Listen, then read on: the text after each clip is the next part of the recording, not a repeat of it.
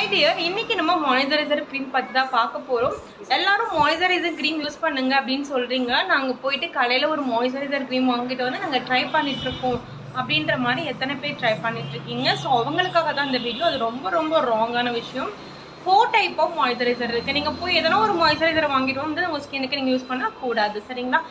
Gel பேஸில் moisturiser இருக்குது, cream பேஸில் இருக்குது, வாட்டர் பேஸில் இருக்குது, லோஷன் பேஸில் இருக்குது. இந்த மாதிரி 4 டைப் ஆஃப் மாய்ஸ்சரைசர் இருக்குது. நீங்கள் போய்ட்டு ஏதோ ஒரு மாய்ஸ்சரைசர் வாங்கிட்டு வந்து யூஸ் பண்ண வேண்டாம், சரிங்களா? ஜெல் பேஸில் இருக்க மாய்ஸ்சரைசர் பிம்பிள் ஸ்கின்னுக்கு ட்ரை பண்ணுங்கள்.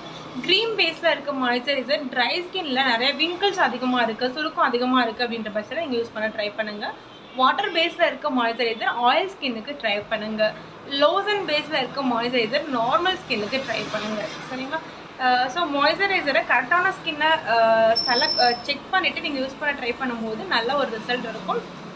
இது மாதிரி சின்ன சின்ன டிப்ஸ் உங்களுக்கு வேணும் அப்படின்னா நம்ம பயோ மேஜிக் பியூட்டி பார்லரை ஃபாலோ பண்ணுங்கள். Thank you, bye by.